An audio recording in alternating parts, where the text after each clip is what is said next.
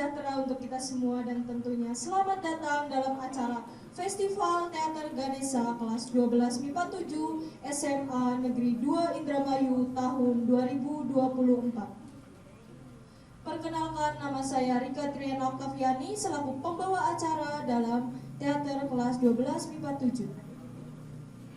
Yang pertama-tama, mari kita panjatkan puji syukur atas kehadiran Tuhan Yang Maha Esa. Karena berkat rahmat-Nya, kita semua dapat berkumpul dalam keadaan sehat walafiat.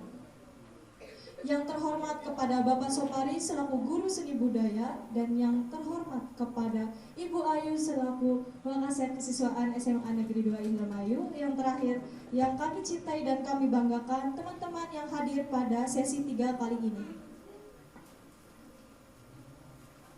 Sebelumnya, saya akan membacakan peraturan selama menonton acara teater drama kelas 12 MIPA 7. Yang pertama, datang dan nonton sesuai sesi yang tertera pada tiket. Yang kedua, masuk saat open gate. Yang ketiga, dilarang masuk setelah close gate. Yang keempat, boleh keluar masuk selama belum close gate. Yang kelima, tidak boleh keluar masuk selama pertunjukan berlangsung. Yang nomor 6, men-silent alat komunikasi. Yang ketujuh, tidak boleh membuat suara gaduh. Yang kedelapan, makan dan minum dengan tertib.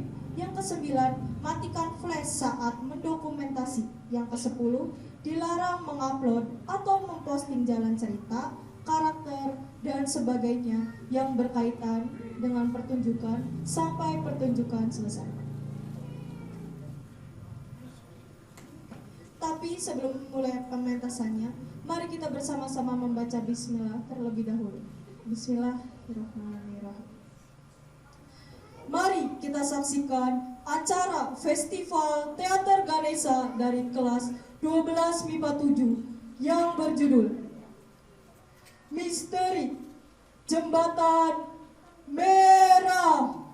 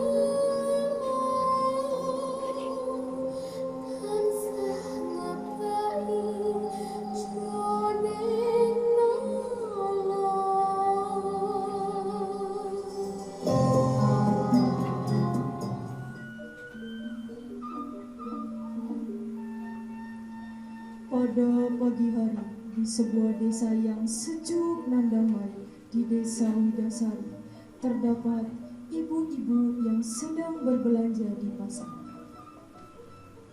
Ibu-ibu tersebut sedang membicarakan tentang suatu pembangunan yang pernah terjadi di desa Widasari.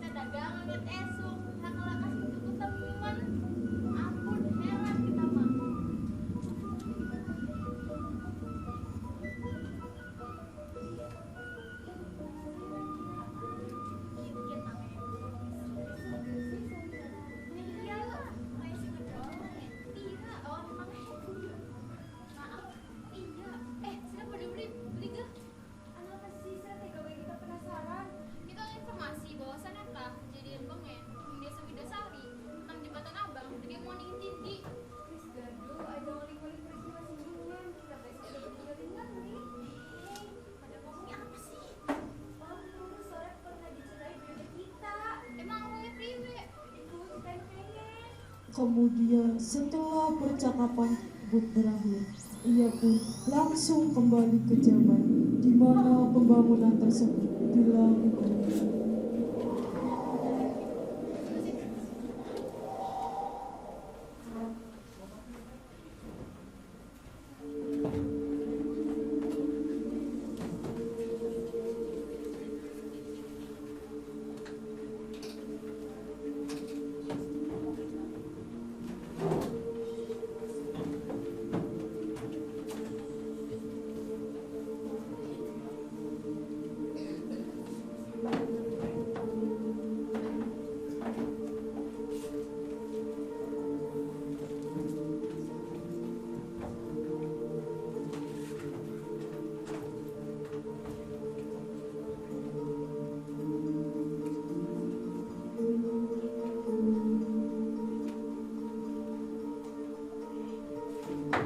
Pada sore hari, jembatan merah yang sedang dibangun, ada 3 orang pekerja yang mengeluh akan upah yang tidak kunjung diberikan sebagai pekerja.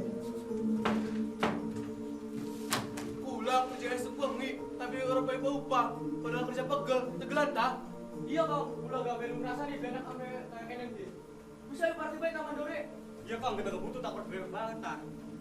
Sengaja dia kan, bajaran kenapa-napa, harus bareng-bareng baik yuk. Iya tuh, gak usah lemah, kita butuh kembangan. Bisa yuk bareng-bareng baik. Udah yuk. Ketiga pekerja menghampiri keberadaan sang mandor.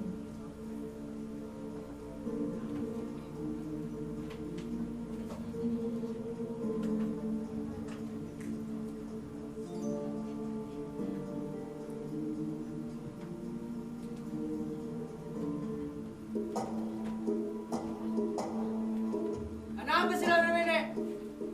Ulah nenek belajar upah nih sampai kita diwongso. Sira kerja belum berjalan upah, kerja bayar dikit mana kotak bayar. Laksana tapi kita dari kembangan. Kalau sama miskin, sira, olah bedrong pada benar pada jawab bayaran. Wis kerja berit mana? Kang, tulung, ajakan dari temen sih kalau warga asli Indramayu ini. Pas baik warga sini, alkawan sira, untuk pang kerja. Mereka pun lanjut melakukan pekerjaannya dengan rasa kesal.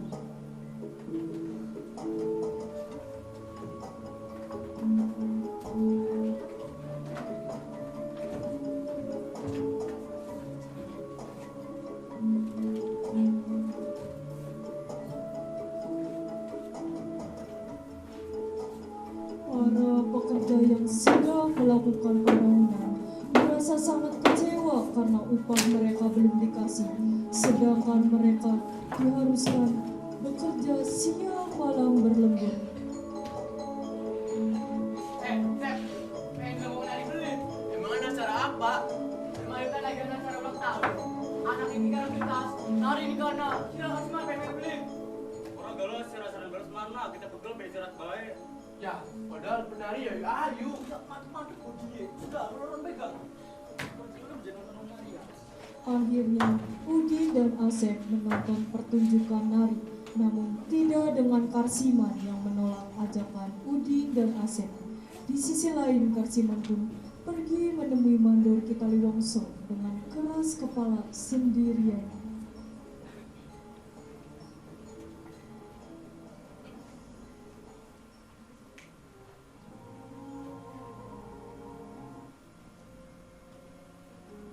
Kita ngomong. Sira, kenapa mene-mene? Kita mainnya pengen lagi janji sampean, bakal kerja kayaknya upah bakal gede tapi dibukti ya. Sira, mene beli penting, yang ngomong konon baik. Di batur sira. Baru kita lagi dapat tujuan nari lapangan. Sira, wadah temen, dengan baik. Di kau kita lagi butuh duit. Kita niatnya jago obat kita butuh obat. Sira ternyata larang-larang kedik. Beneran Ki. Ya wis mana? Simulasi kita Ki. Kitaliwongso langsung menginjak tangan Karsiman dan Karsiman pun terjatuh di jembatan tersebut.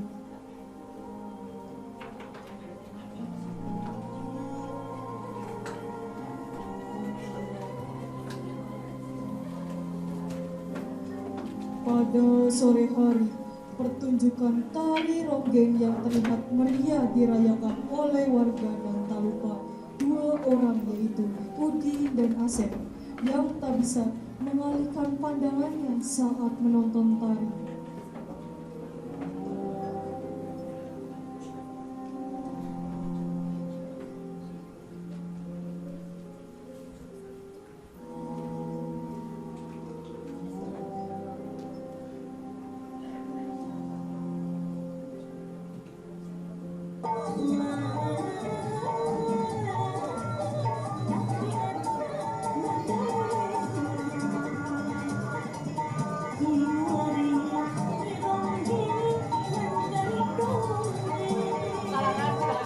Menari ayu-ayu.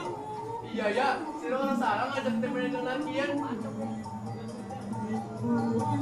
Namun kebahagiaan mereka yang sedang menonton pertunjukan tersebut tidak berlangsung lama dengan adanya kedatangan kaum Belanda yang tanpa mereka sengaja datang ke situ dengan ditemani sang mandor Kitaliwongso yang mengadukan para pekerja dan menjadi hari di mana tragedi yang mengacaukan itu bermula.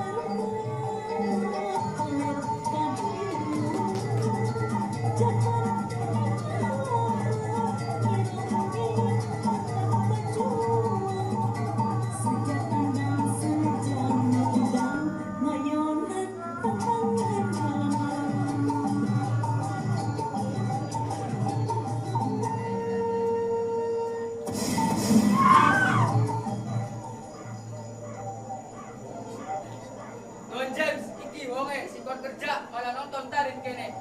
Oh, iki si Wani. Sira pengen nyusul Tarjiman. Tarjiman ini tuan. Tarjiman wis ngambak nih sejorekan Cimanu. Dengan temen tuan, Tarjiman harus kerja tapi dibunuh. Sira dikawon kerja tapi malah nonton tarin ini kene. Sira wis nglanggar ucapan cikula perintahkan. Sira milih balik. Aku pengen mati. Begitu mendengar ucapan sang pemimpin Belanda, kedua mandor tersebut langsung bergegas pulang dengan perasaan gelisah ketakutan. Penari kari siji dadakan tumpal bayar tuan, gambar gelis dan lancar panggunganane. Mati ya bayi sila, daripada nih kene ganggu pekerjaan pula. Aja tuan, pulang lagi takut pulang saja tuan. Bawa ini tidak apa? Pulang lagi sekarang getas tuan. Oh, anak kita ada getas itu jadi tujuh. Wis, gawan penarik kining dulu jembatan. Lawan bisa langsung dari tumbal bayi. Siap tuan. Mendengar ucapan pemimpinnya, akhirnya para angkat Belanda membawa penari tersebut ke jembatan di tengah malam.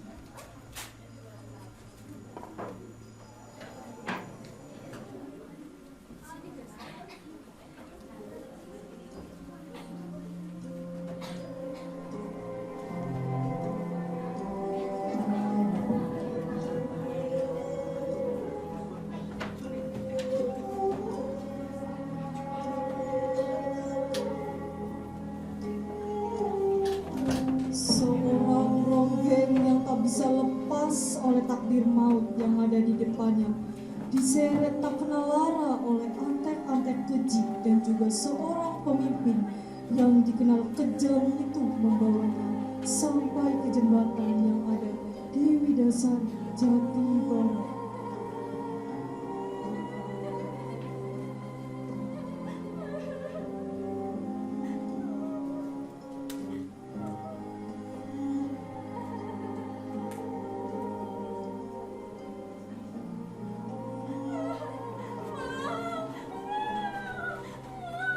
Sira pipit, aja nangis baik, istirahat menaik.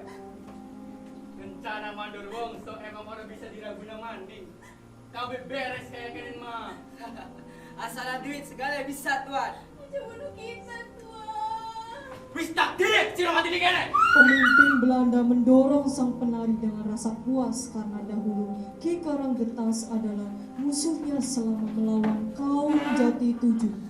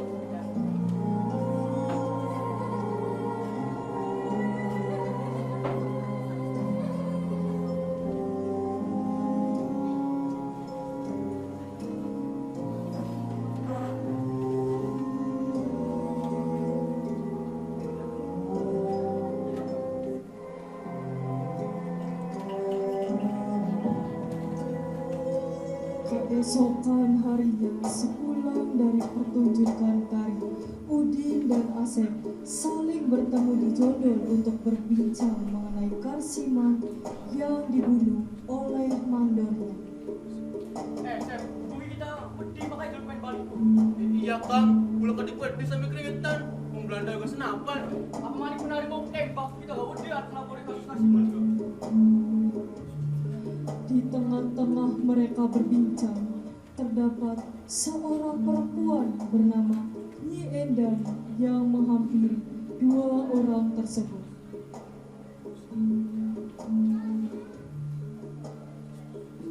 Permisi Kang, lagi pada ngobrol apa? Iki Nyi, lagi bahas soal jembatan abang. Jadi pengen weru. Sila bisik nih arep kula ya krungu. Anu Nyi, Guys, main lu main ya. Jadi lagi wingi. Padahal kita nasi dia jadi om wajar nih. iya Nyi, kita kan wedi ngomongnya. Si bener baik. Busung warna babat busung nih kamu. Jadi Kin bisa ada pembangunan jembatan iki, pasti ada persetujuan si Bupati Pria. aja nih mulai buat jalan. Ya wis ayo jalur kejelasan Bupati. Wis masih baik. Setelah itu pun mereka menuju ke wilayah Cimanuk untuk mencari keadaan sang Bupati Jalari.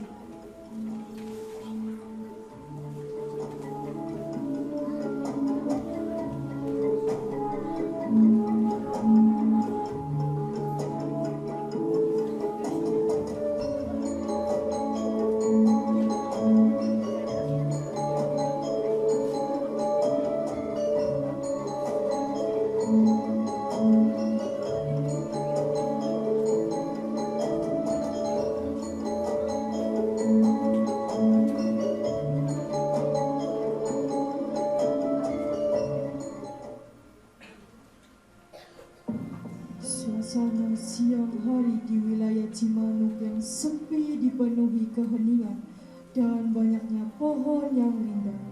Ada beberapa warga mencari keberadaan sang Bupati Jalari. Kian kan tempat yang biasa dilewati Bupati Jalari. Iya Kian. Mesti yuk, diperbaik. Misal ketemu gebuki baik. Yuk, susah sabar gitu. Yuk. Setelah mencari keberadaan Bupati, akhirnya ditemukan oleh Asep dan Udin di pinggir kali Cimanuk, tepatnya kali yang terhubung dengan jembatan yang sedang dibangun.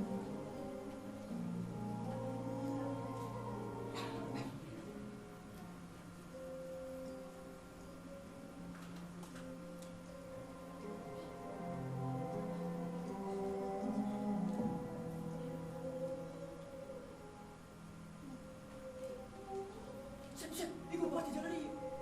Antum ibu. Wis aja kamu kekerasan. Kita apa nih di bangkul kita?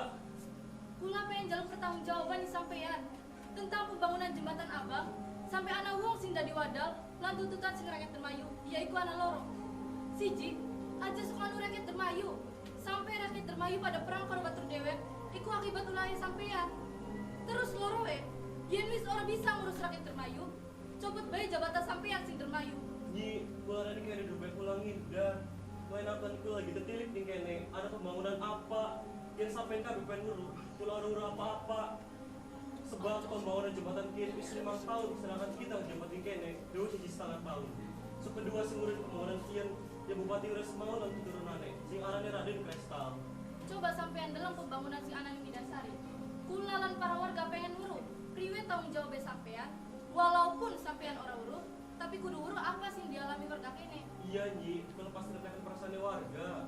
Melihat perseteruan yang terjadi di antara para warga, Bupati Jalari pun penasaran dengan adanya pembangunan jembatan dan ingin melihat apa yang sebenarnya terjadi.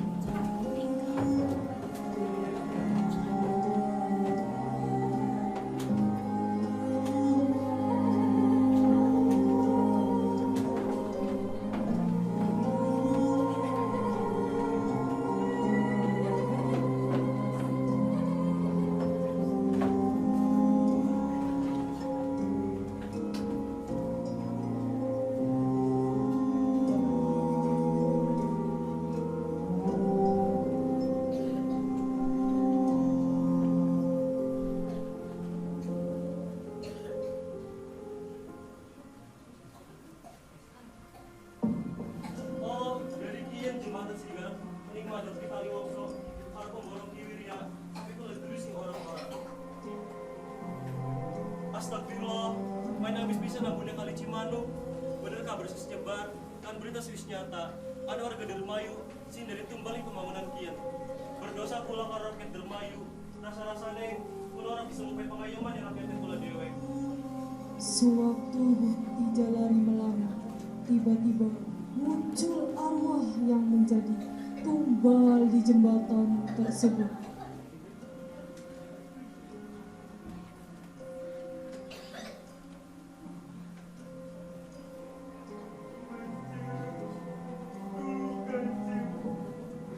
Sampai hati yang menyebukan di jalan. Kula pelas nih arwah awakmu dan sekabeh rakyat Dermayu. Emang sejati ye, sapa awakmu? Kula udah di batu merah kanjeng. Coba kula kersiman sini sampai. Kula mati sia-sia kanjeng. Ampun-ampunane, udah dua salah, udah dua dosa, dia memangkat bermanur kita liwongso kanjeng. Astagfirullah, manis tegangku manur kita liwongso. Terus apa tujuan awakmu munculnya dapat di kula? Kula pengen tolong kanjeng. Tolong sebesar kematian kula. Lawan tabur untuk kematian taman.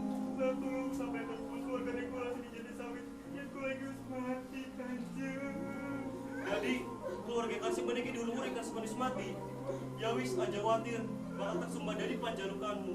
Sekejap netral hilang arwah mau saking hadapannya Bupati Jalari. Hilangnya arwah mau kedalang nih keloro netrane Jalari di sedure jembatan merah. Sing durung dadi ana salah sawiji bocah wadon sing lagi nangis. Rambutnya dawa, pakaiannya merah.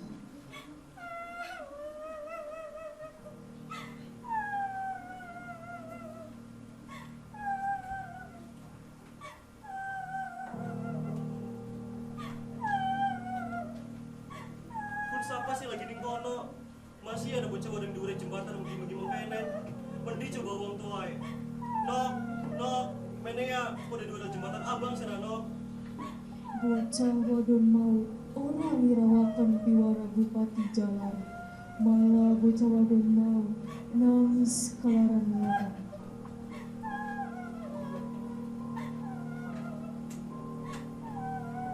Sirana ngapa nok?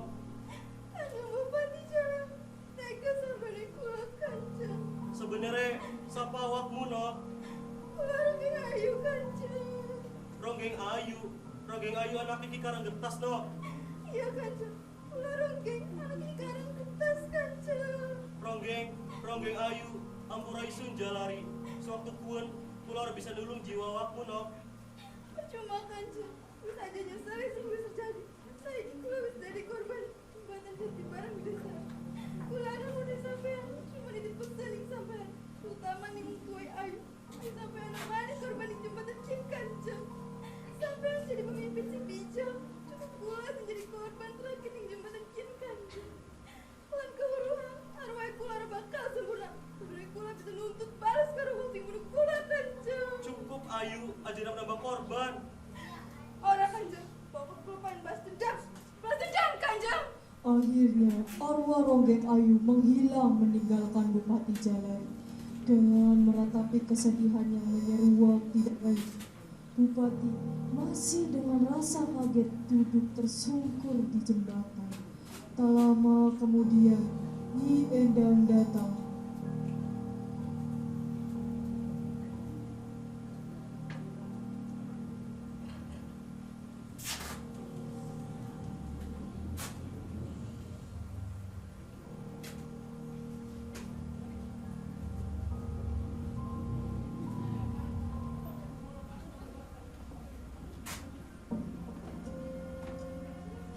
Sampean apa? Rene kutut saya sedang setan bae. Nyi, kula berbeda mikir, yen pembangunan kene bakal sekacau kian. Kula ngerasa bersalah, Nyi. Mane sampean mau mungkin ulah kula bisa bergune. Kue bisa dari kayak kene. Kula wani sumpah, Nyi. Kula ora apa-apa. Sepedua sing urip di pembangunan kian. Ya Bupati Uris mau dan keturunannya, sing arannya Raden Prestal. Karena terlihat banyak kejanggalan, Bupati Jalari menceritakan tentang masa kelam yang menyebabkan semua masalah ini terjadi.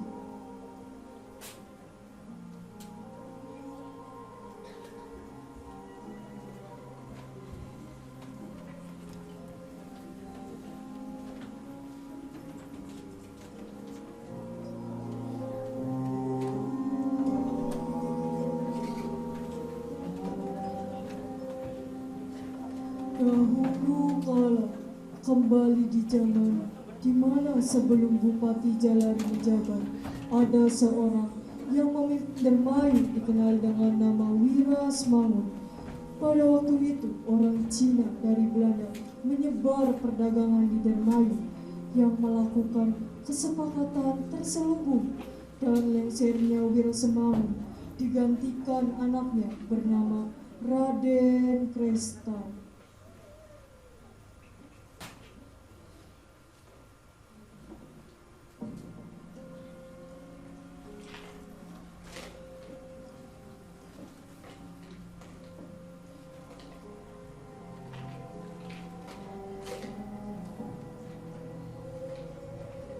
Kita harus setuju. Misalnya kene anak orang Cina dan Belanda. Wis serang bae. Bocah cilik nggon maghrib ani masjid. Kin malah orang Belanda pada mabok-mabokan ada di mel budaya. Lawa, alkohol, drinker. Ya, atau permen. Ya, dongke. Ya. Bus gak jadi bubur, mending jus kita. Yusuf, bareng-bareng pakai kristal. Kaum Jati Tujuh bersama-sama mendatangi Raden Krestal yang kebetulan ada di pedesaan sedang mengawasi kebunnya.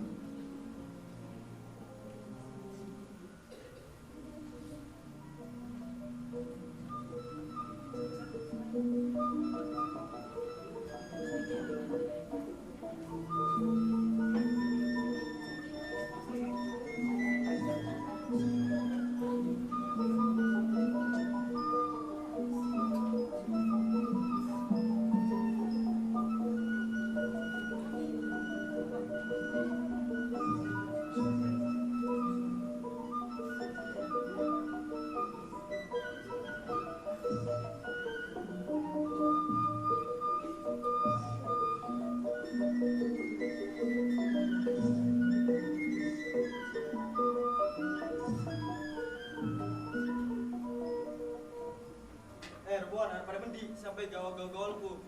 Pedagang mesin Cina dan Belanda mulai ganggu. Coba sampai trading siren, kok gak boleh sanggup. Kok mau jadi itu lawan. Pulau harus bisa ngusir, soalnya sudah kesepakatan. Ya itu, kok mau jadi itu lawan.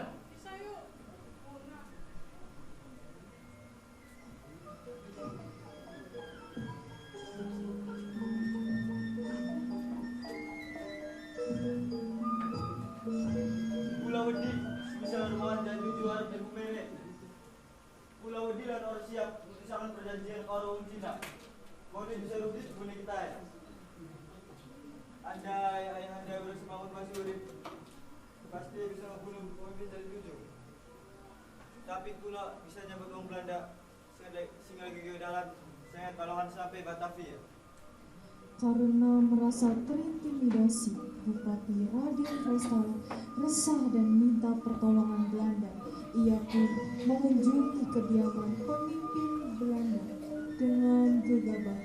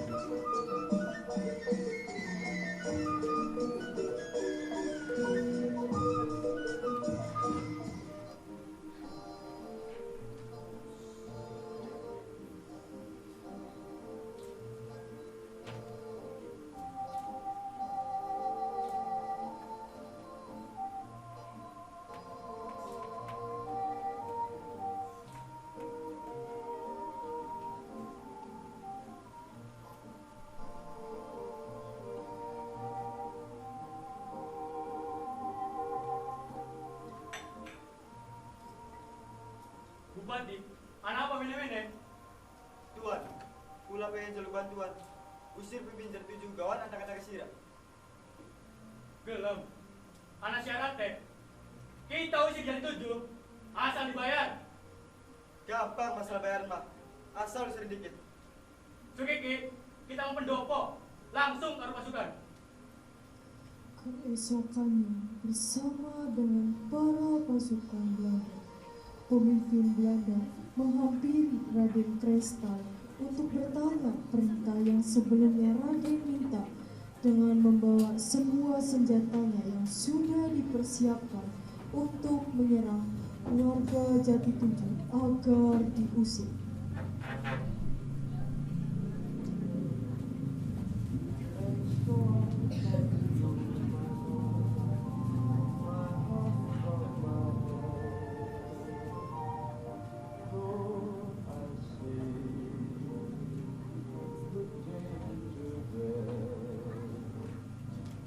If there's a chance for me, then I don't care.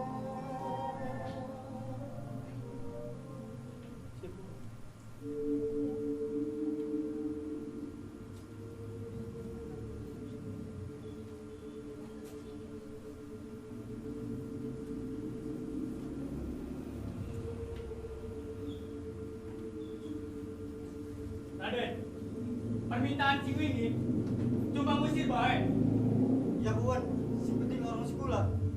bahkan dibunuh baik. Prewe rakyat sirai. Asal akan jejak, musnah segala bukti. Dan istimewa. Asal pembayarannya langsung depan muka. Bira tuan bayarannya. 11 tangan digong dosa posterling. Pula harus ngop tuan. Laman bayar 11 Jakarta di Gang Doso. Ya wis, lamun kretal disanggup. Cek, tanda tangan pembangunan jembatan penghubung pun terus teranggap lunas. Masalahnya ramah bakalan beres.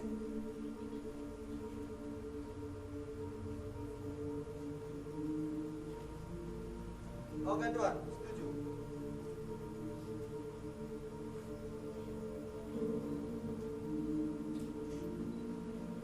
Apa namanya? Dengan kesepakatan yang telah dibuat, terbentuknya perjanjian atas pembangunan jembatan yang tak disadari akan berujung menjadi tragedi negara yang ditakuti.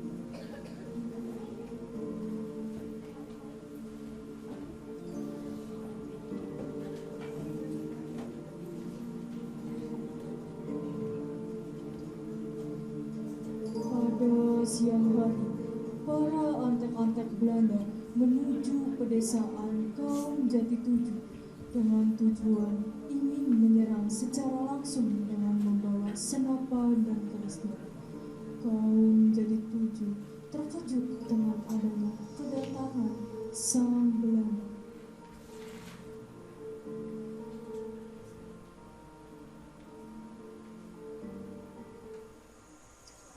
Sirena ako mene-mene kagulubulan ketik.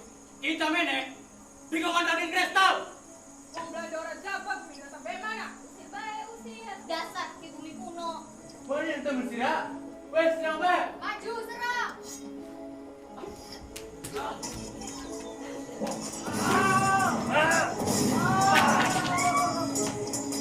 Dengan senjata yang dibawa orang Belanda, salah satu kaum Jati Tujuh tertembak dengan sadisnya tak berdaya dan ditarik paksa untuk dibunuh oleh pemimpin Belanda dengan digorok tak kenal lara.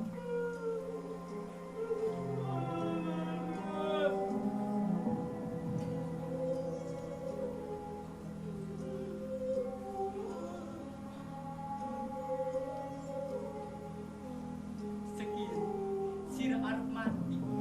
Nyusul batur-batur sira.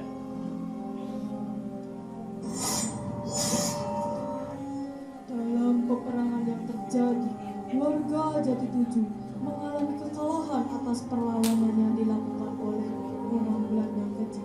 Senjata yang dipakai Jati Tujuh tidak sepadan dengan kekejian para Belanda yang menembak dengan senapan, sedangkan warga Jati Tujuh hanya memakai senjata tradisional dan para warga yang tidak tahu apa-apa hanya bisa menjadi korban oleh bengisnya para antek Belanda.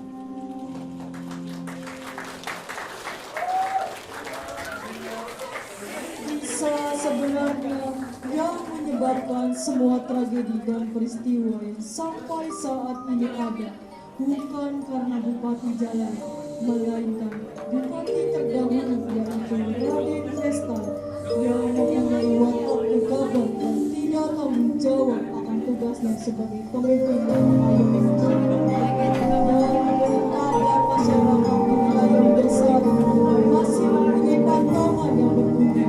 Jika warga Jawa Tengah melewati jembatan mereka akan celaka. Karena dahulu antek Belanda yang membunuh sang Rombeng berasal dari Jawa Tengah, dan sampai saat ini mitos tersebut masih beredar di kalangan warga setempat dan masih menjadi misteri. Dari ini.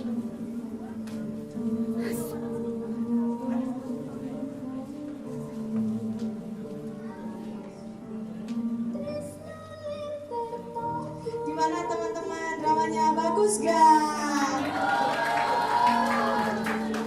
Mari kita kenalan ya sama pemain tadi yang ada di depan kalian.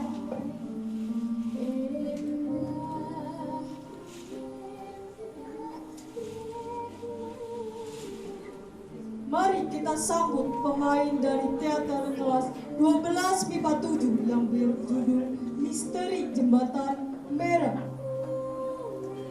Yang pertama, Fitri sebagai pedagang dan Gita sebagai Ajeng.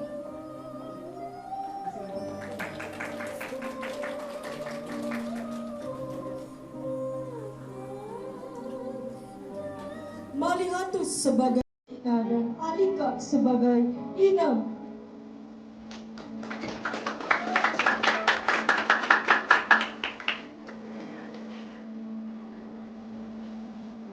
Rizka dan Nuswati sebagai warga Jati 7.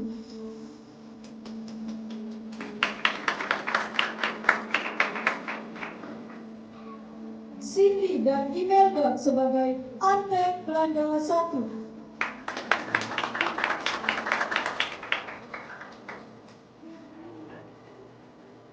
Fitri Bey dan Fahri Jabat sebagai antek Belanda 2.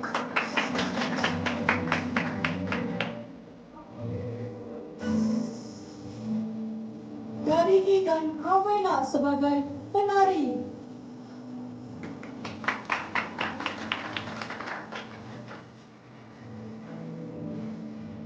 Fatih sebagai Udin dan Arman sebagai Asep.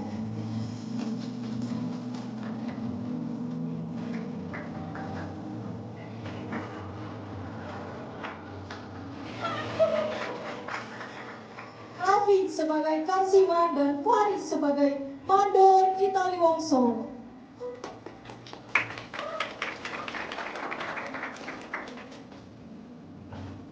Arman sebagai pemimpin Jati 7 dan Fatih sebagai Ki Karanggetas.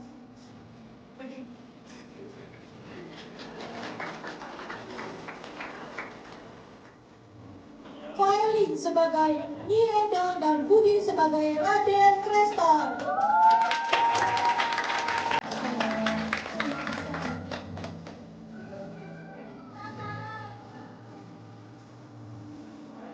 Alvin sebagai Bupati Jalari dan Bintang sebagai Jen.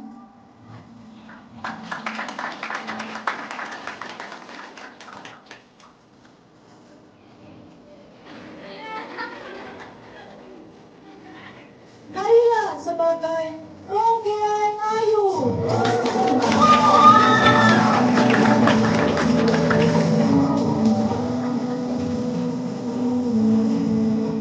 Rama dan Fadil sebagai tim keamanan.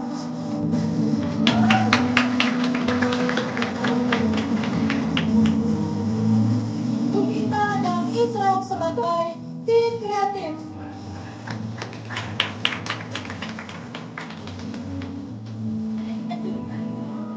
Nur Fitriani dan El sebagai tim backup 1.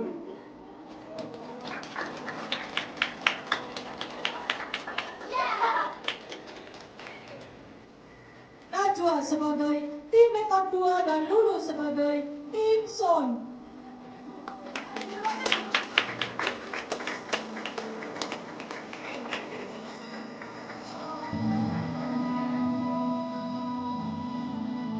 Tufatul dan Putri sebagai tim tiketing.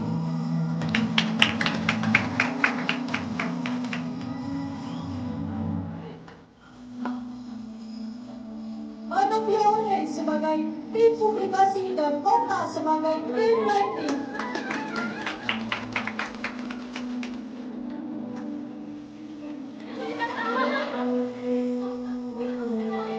Rizka Andani sebagai bendahara teater dan Wali Jabat sebagai sekretaris teater.